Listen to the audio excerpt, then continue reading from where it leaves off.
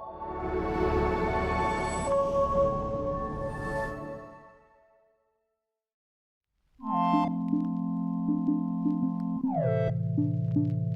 right, so welcome to Revelstoke Responders. I'm joined by Cathy English. Cathy, thank you for joining us today. I'm happy to be here. You are the curator of the Revelstoke Museum? Curator of Revelstoke Museum and Archives, yes. Perfect. So before we get started in the history of first responding in Revelstoke, how did you end up in Revelstoke? Well, I was born in Trail, brought up in Castlegar, and ended up marrying a Revelstoke boy. We got married in 1978, and I moved here. His family has been here since the 1920s, so he's a real local. Okay. And I call myself an honorary local. Perfect. But I started working at the museum in 1983 on a grant project. Revelstoke that year hosted the BC Winter Games, and the museum was planning on doing a history of sports in Revelstoke, and I applied for the job and got it. And it was just a grant position at the time, but they asked me to come back in the summer to manage the summer students and help to run the museum. It was really just open in the summer at that point. And so it just grew from there. Within a year, they were calling me the curator. We eventually went to longer hours that became open year-round. And we've really transformed the place since then. Call a lot of small community museums back then were what you'd call like visible storage. So you had lots of stuff, and it was just on display, and you could look at the stuff, but there wasn't a lot of interpretation. And so that's something that we've moved to over the years, and we've really looked at sort of what are the stories of Revelstoke that we want to share with our community and with people who come to visit. So we've really focused on that storytelling model over the years, and really focusing on this is what makes us Revelstoke. These are our key stories. So that's been really fun to be able to bring that transformation into the museum. Yeah, no, it's a beautiful building, and the exhibits are amazing, and it's really fun to kind of walk through the history of Revelstoke when you come here. What is this building? I know this building has a history. Yeah, this is a federal building. So it was built in 1926 as the Post Office and Customs Office. So there's still some original features, including the floor. Okay. On this floor, the original fir floor. You'll notice some around the doors, and that there's some original marble trims and other pieces. So it's a lovely building. Of course, there's always some drawbacks to trying to run a museum in a heritage building, but it has a great deal of charm as well and personality. So we're happy to be in this building. A few less packages coming through here than there used to be. Okay, so we're here to talk about the first responders of Revelstoke, and I think to get to that, we need to kind of dive a little bit into what is Revelstoke, or how did Revelstoke come to be. Yeah. So, well, like we said earlier, maybe if we get the elevator pitch. Yeah, I'll do the brief version. Yeah. Of course, just want to acknowledge as we begin that this was homeland and territory of the Snipes people, and they did have permanent villages in this area, specifically in Big Eddy, and this was part of their traditional territory. They practiced hunting and gathering and resource management. Really, they managed their food resources by not overfishing, not overhunting, not overpicking. They would actually practice fire management of their where their huckleberry patches were and other plants that they were gathering. So to actually manage the resources. So it's really quite a remarkable story. So unfortunately, the history of the Snipes, they ended up being, when the borders were set between Canada and the United States, a lot of them at that time were sort of living south of the border, even though most of their territory was in Canada. And they were included on a Colville Reservation in Washington State in the 1870s. And after that, it became difficult for them to access their territory in Canada. And long story short, they were actually declared extinct by the Government of Canada in 1956. so all of their Canadian rights were extinguished. There was a court case that made it to 3 levels of BC courts, and finally the Supreme Court of Canada was heard in 2021, and the court decision was that the Sinaiaks are Indigenous people of Canada. So they're just in the process of sorting that out, what that really means. But their rights in Canada have been acknowledged again, so that's a big step forward. Yeah. So it's really important when we talk about the history to preface it with that, because their history was really hidden from this area, really lost from the landscape for a long time. So there were people coming through here, the fur traders started coming through the early 1800s, 1811. David Thompson completed his survey of the Columbia River, and there was fur trade on the river after that time. In the 1860s, there was a gold rush north of Revelstoke, a very short-lived one, but there were people coming through here. But it was really 1885 that we date the community itself, and that was really with the coming of the Canadian Pacific Railway. The railway took several years to complete, but the last spike to complete the construction was driven at Craigellachie, just west of here, on November 7th, 1885. And that completed the Transcontinental Railway. That was really what brought Revelstoke to life as a community. That's why people came here. It was a major divisional point for the railway, so there was that kind of infrastructure that developed here. The original town site was on Front Street, which today is completely residential. But that was the original downtown. There was everything you'd expect to find in a community, a bustling Wild West community. The hotels, the bars, the saloons, brothels, general stores, everything that you could possibly imagine. That was that you would need sort of in a frontier town that was basically based on Front Street. And the town at that time was referred to as Farwell, after the provincial surveyor who claimed land in this area and established his town site. What he did, he knew that the railway was going to go through here. He knew that once the survey plan was filed, that all of this land would be under the control of the Dominion government, and they would do as they wished, which in most cases was to give it directly to the CPR, the Canadian Pacific Railway Company, which is building the railway. And he filed his grant for land with the provincial government just before that survey plan was completed, knowing that the railway would go through here. His idea was that he would be able to sell his land to the railway company and make some money, establish his own community here. The first real estate mogul of Revelstoke. Definitely. Kind of backfired, though, because the CBR doesn't negotiate. And his idea was to sell them land just the other side of where the railway was crossing. So it would basically have put the railway station where the A&W and McDonald's is now, right in Woodenhead Park, right in that area. But the railway company wouldn't deal with him, and they moved their station and yards outside of his grant, which put it where it is now, the other side of Mackenzie Avenue. And the businesses who were already established on Front Street were finding that they were having to pay extra money to get their goods from the station down to their stores on Front Street, and so started to relocate closer to the station.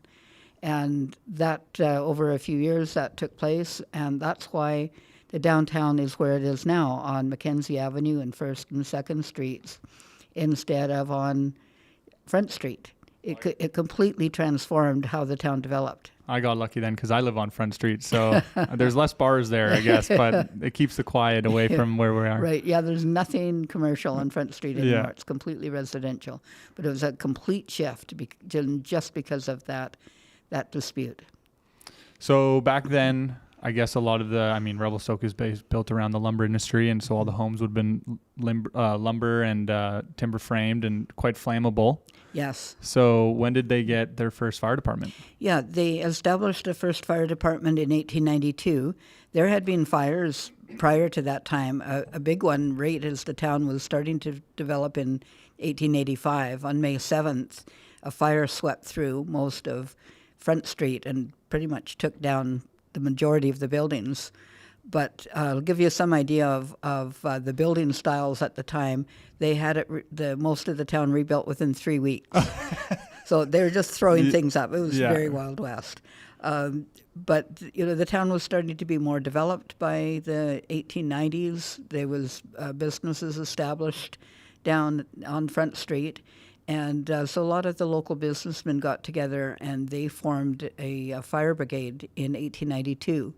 And they brought in a chemical fire engine, horse-drawn, at a cost of $700. They built a fire station down on Front Street.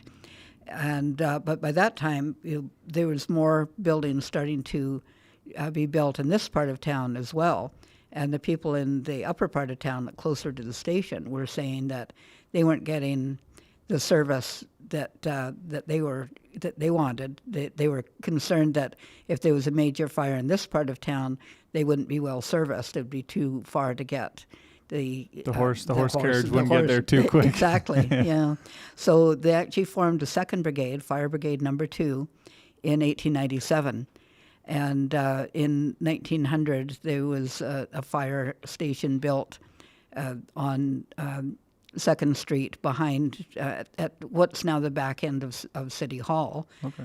That was the original wooden fire station was built there for Fire Brigade Number 2. The fire brigades didn't merge until 1922. And then at that time, a man named Sam Needham Sr. was the fire chief.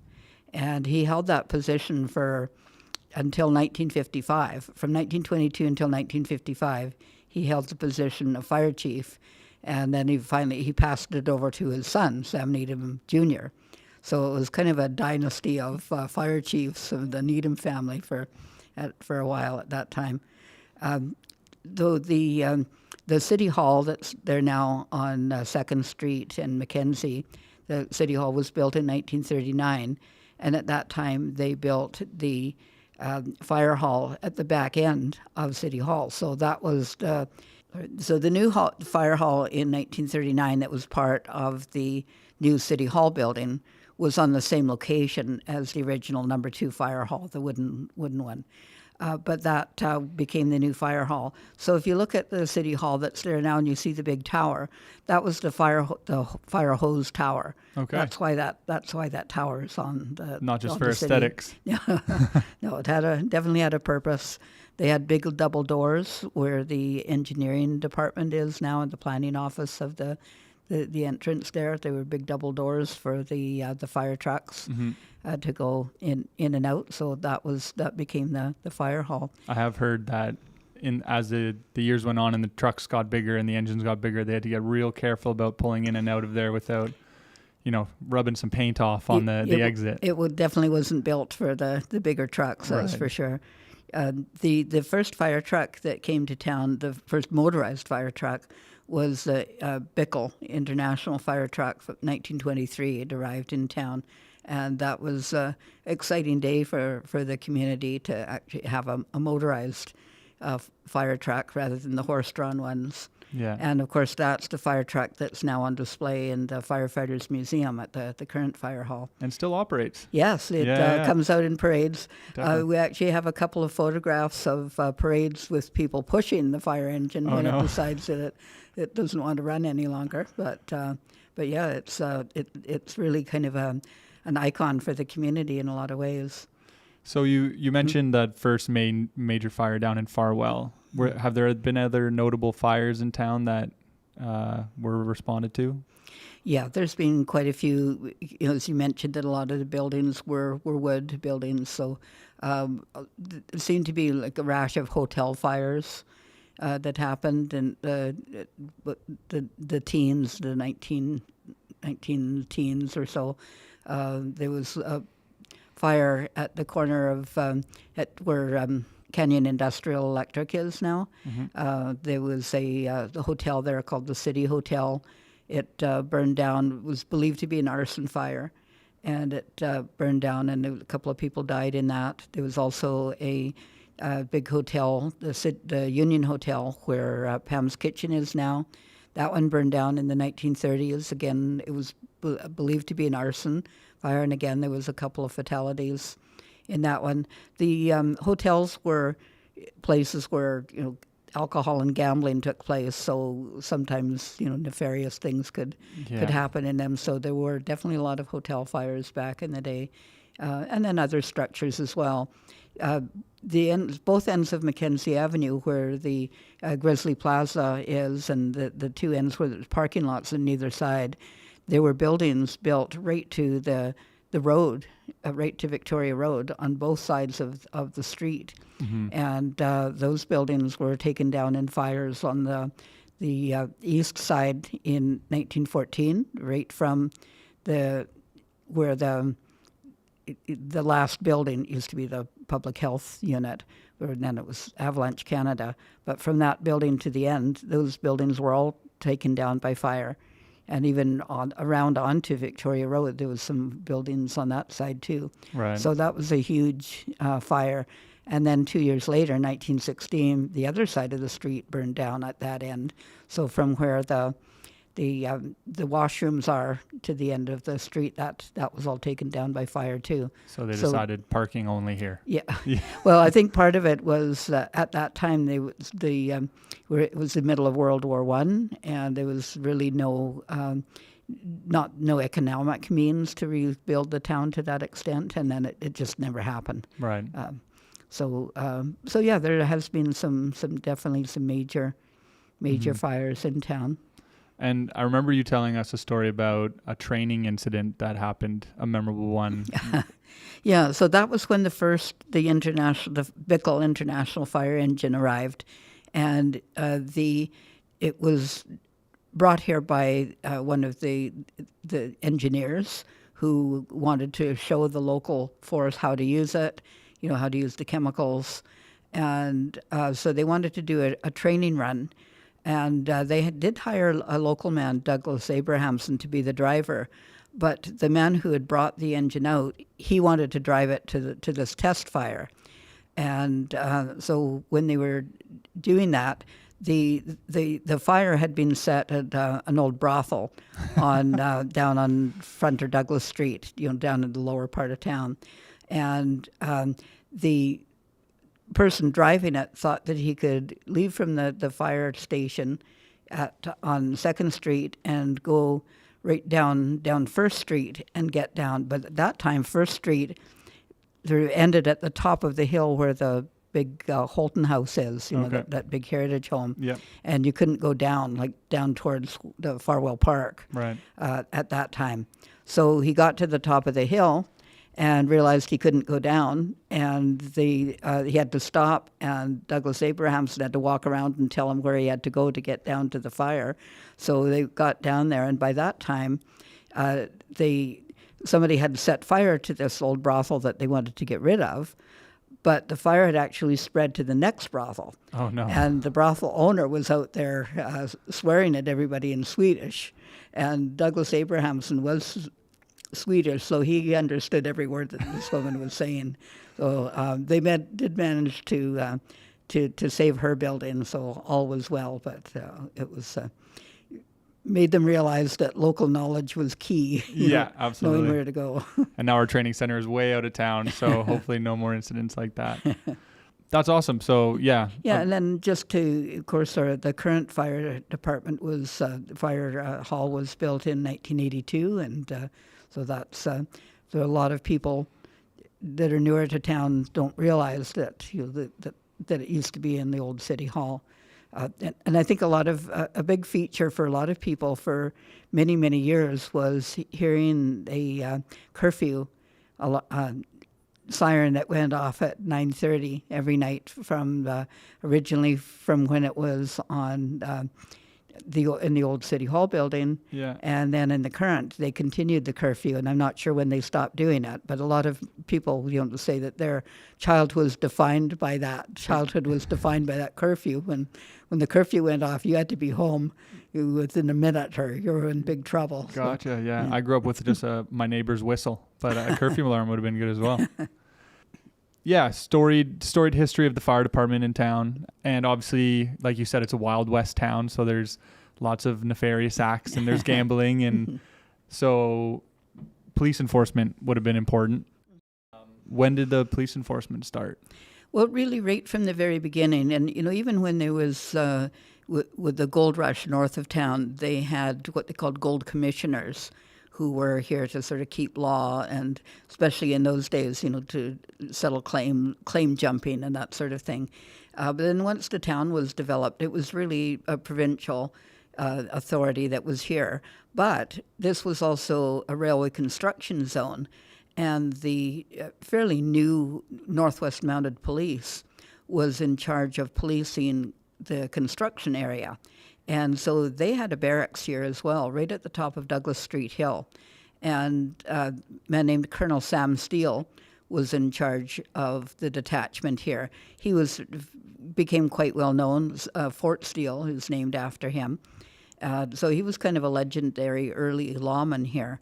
But then he was called away, and things kind of got a little bit complicated, so to speak, because the Northwest Mounted Police was enforcing a law that there was to be no liquor sales in the railway construction areas. And the provincial police were enforcing a law that if you had a valid liquor license, for example, if you had a hotel or a saloon, you could get a liquor license and sell liquor.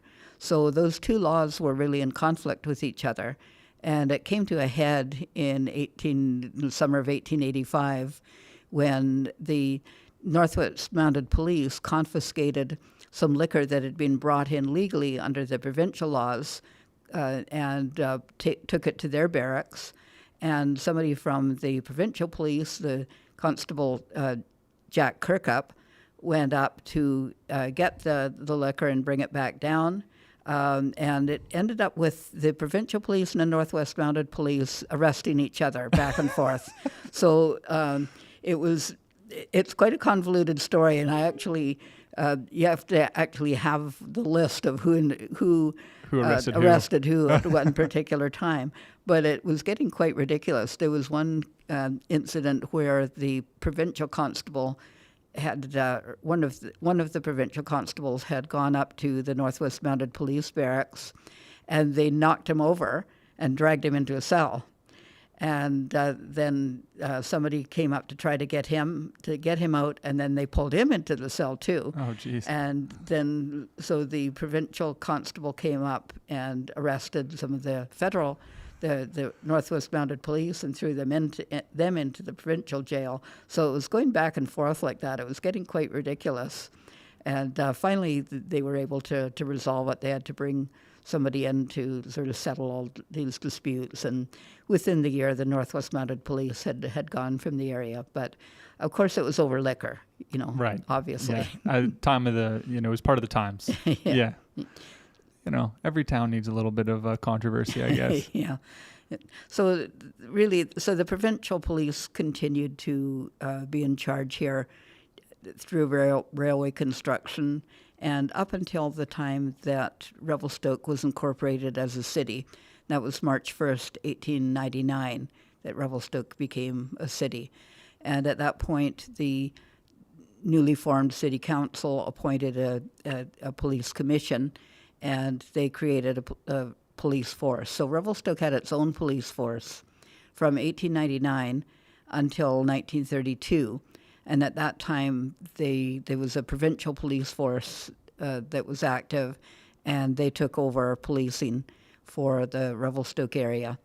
They had a jail building on the corner of Boyle and 3rd, right where the Parks Canada office is now. That was the local jail. Okay. And it was there until the 1970s when they moved it down to south side, just close to the Illecillewaet River, and it's an apartment house now. We actually have pictures of it being moved. Had the provincial police here until 1950, and then the provincial police merged with the Royal Canadian Mounted Police, and then they took over policing in Revelstoke, and to this day we still have the Northwest or the Royal Canadian Mounted Police here. Yeah. They built a station on Wilson Street in 1967. That's where the Visual Arts Centre is now. And then the current detachment was built in 2002. Oh, great. And you mentioned that this book, this has some funny stories in it. Any really memorable ones, or? Yeah, there's some. So this book that we have here is the police record book from 1900 to about 1910. And the first part of it is just sort of a table of list of people who were brought in on offenses and what they were charged, and whether they were sent on to jail or like go to Kamloops or New Westminster, or whatever their sentence was. And then the later part of it is more of a written record of what the local police were doing, and sort of recording all of the events that were happening. So there's you can tell there's some quite interesting stories in there. I did mention the brothels, and there in 1900 there was about 50 women who were arrested on charges relating to prostitution in that 1 year, and it goes up as you go on in the years, and they were charged either as keepers, so that'd be the person who was sort of running the brothel, or inmates of the brothel. Okay. The keepers were actually charged up to $20 plus costs, so that would come up to like over probably closer to like $900 now. So it'd be a lot of money, right? That these women were paying, and they were sometimes brought in 2 or 3 times a year on charges. So it was kind of a bit of an economic driver for the community. But we don't know a lot of their stories. That's the thing. We don't know who they were, and where they came from and why they were doing that. There weren't a lot of options for women back then. Mm-hmm. Yeah, I mean, a town like that in the past, it would have been very bustling and come and go, and what was the population of Revelstoke from sort of 1900 to 1910? Yeah, in 1900 we were probably looking at a couple of thousand people. By 1910 it would have probably got up to 4,000 or 5,000 people, sort of right within the city, and then outside of city limits. Mm-hmm. Of course, at that time the city limits were didn't include most of Southside. Downing Street was the city limit there until 1981. Wow. So the town itself, the city itself, was a lot smaller. It also didn't include Big Eddy until 1981 as well. Okay, so, and then now we're just growing like a weed. Yeah. So we can't not mention the ambulance service. I know there's not too much information. We don't have too much information. We know that there was a horse-drawn ambulance as early as 1901. The first public hospital was built in 1902, where Save On Foods is now. So if you hear people tell you that they were born in the meat department of Save On Foods, that's it's true. It was true until 1970. That was where the hospital was. And then they had the first motorized ambulance in 1921. Okay. And of course, back then the ambulance drivers were not paramedics; they were just driving an ambulance. Right. So, and I really don't know the history of when the BC Ambulance Service really took hold, and how that developed. Right. So, I know at one point they did share, I believe, the new fire hall. They had a portion there. They did. Yeah. And then they now have their own detachment as well. Mm-hmm. Perfect. So one of the main draws in Revelstoke is our national parks, Mm-hmm. Glacier National Park being the third in Canada. Yes. And second or third. Okay. Yoho and Glacier were really made parks at the same time. Right. So Banff was the first national park in Canada in 1886, and then the next year it was Yoho and Glacier. Okay, and they arm wrestle for who gets first or second. Right. And we have one just outside our doorsteps in Revelstoke. Yeah, Mount Revelstoke National Park was proclaimed a park in April of 1914. And it was really at the urging of the local people that it was made a national park. They started really discovering it in the early 1900s, and were really encouraging people to get to the climb to the summit. Even before it was made a national park, the local mountaineering club built a cabin up at Balsam Lake. So they were really in love with the mountain and really wanted everybody to experience it. And they were actually really pushing for a road to be built to the summit. And so as soon as it was declared a national park, that's one of the things they started working on. The war intervened, so it was 1927 before they completed the road. Oh, but wow. even before then, there was a lot of people using the park, and there was the first park warden was a man named Fred Maunder, and he was the warden for both Mount Revelstoke and Glacier National Parks. Back then, he's what you would call a superintendent now, but at that time they just called them the park wardens. And then they sort of developed the role over the years, and the park wardens really became responsible for a lot of the fire management in the parks in the early days. They built a fire warden's cabin on close to Balsam Lake in 1919, so they had a resident warden who would stay there at stables next to the cabin as well. Nice place to spend the summer. I would say so, yeah. And I think something that a lot of people in town might not know is, or new visitors to Revelstoke, is how recent the highway is. So Glacier National Park would only have been accessible via train for a long time, because the highway went up all the way towards Mica Dam and around the Big Bend. Yeah. So when the railway was completed in 1885, that was the rail route, and in Glacier National Park, there was the CPR actually built a hotel system there within the national park called Glacier Lodge, Glacier Park, and Glacier Hotel, and it became really the center for climbing activity in the Selkirks. It became quite a big hotel that was added onto several times. And at that point, the Illecillewaet Glacier was quite a bit bigger than it is now. And in fact, they said it would take only about 20 minutes to walk from the hotel to the base of the glacier. It was so far down the valley at that time. Yeah. So it was a real draw for mountaineers, for biologists to come to the area. A lot of people would come and stay at the hotel in the winter months. But yeah, that was really the main transportation route. The first highway from here to Sicamous opened in 1922, but there was no highway east to Golden until 1940, when they built the Big Bend Highway, and it did follow the bend of the river. So it went up past where Mica Dam is now, crossed over at Boat Encampment at the top end of the bend of the Columbia, and then continued down towards Golden. But they couldn't keep it open in the winter. Oh, so no way. And it was never really paved either, maybe a few sections of it. So really, the only way to get from here to Golden a lot of the year was by train, and people would actually bring their cars from Golden to Revelstoke on train and then continue by road after that. Oh, wow. So the Trans-Canada Highway through Rogers Pass was opened in September of 1962, and that was a game changer. Finally you could travel through a lot quicker and access this area.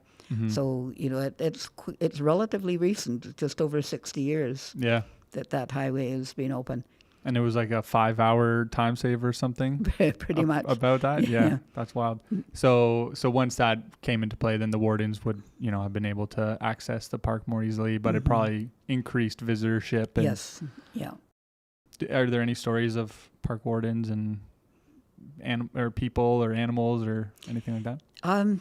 There was one story I read in the paper about a porcupine that had apparently attached itself to a train at Glacier National Park, And then it was found at the station in Revelstoke. So the park warden took it up into Mount Revelstoke National Park and let it go. Okay. So they talked in the paper. They talked about it being that the porcupine transferred itself from one national park to the other. He's a hitchhiker. Yeah, that's hilarious. Porcupines are a funny creature. And Mount Revelstoke had a ski hill. Yes, It was our first ski hill. Yes, it was. That was really the center of skiing in Revelstoke for many years, and it was internationally recognized. Even in the 20s, there was competitors coming here from the States and occasionally from Sweden, but it was considered one of the sort of prime jumping areas in North America. And of course, with the star Nels Nelson, he was sort of the star jumper in the area, and he was world champion for quite some time. And after the Second World War, in the 1950s, the local ski club really wanted to bring back Revelstoke as a major jumping center, and they wanted to make it an international jumping center. So they started what was known as the Tournament of Champions. And it was an annual event, and initially they brought over the national ski team from Norway. And then after that, they were inviting teams from all over the world that had ski jumping teams. That included like Japan, Norway, Sweden, Italy, Austria, Switzerland, the U.S. So it really did become an international tournament. And there'd be thousands of people coming in here to watch the tournaments. The CPR would actually bring in extra cars to put on the tracks so that the people could come and stay in sleeper cars while they came here to watch the jumping. Mobile hotels. Yeah. So it definitely put Revelstoke on the map internationally in terms of skiing. And then the current ski hill opened in 1963. The man named Paul Mayer opened that as a commercial ski facility. And within a few years, really all of the skiing moved to there. Okay. And the Ski Patrol was formed in 1969, and they were part of the Canadian Ski Patrol system. They eventually built their own little building by the base of the T-bar with a first aid room in there and sleeping quarters, and so that was, and their offices, so that's where they were based out of. In 1984, they were having the Canadian Ski Patrol conference in Calgary, and 3 local members were recognized at that time with national awards. There was one man who was recognized for rescuing somebody from a near drowning incident at Sicamous. Oh, yeah. And a man named Peter Miller, who was very involved in the Ski Patrol, received an award for the work that he did with the local patrol. And then another man received an award for some of the training programs that he developed. So it was really recognized as a really excellent ski patrol group. Oh, amazing. And they still are today. Mm-hmm. Were there any big dogs with, the barrels around their collars that we know of? Any photos? Not with, I don't have any pictures of that, but they definitely had people working with some of the avalanche teams that had avalanche rescue dogs. Mm-hmm. Oh, amazing. Mm-hmm. So yeah, that's an amazing rundown on the Coles Notes and the history of Revelstoke. I mean, we could be here for hours and hours, but so as this is a first responder podcast, mm-hmm. if you could join any of the first responding branches, what team would you join? I don't think they'd want me, but probably the park wardens. Yeah. And be able to hike every day. Tell people not to pick the flowers. Yeah, or perfect. feed the gray jay, the Canada jays. Mm-hmm. They do like that. Great. Well, thank you very much for your time. If anyone visiting Revelstoke, I highly recommend you take a visit to the Revelstoke Museum and Archives, and come say hi to Cathy. Thank you. Perfect.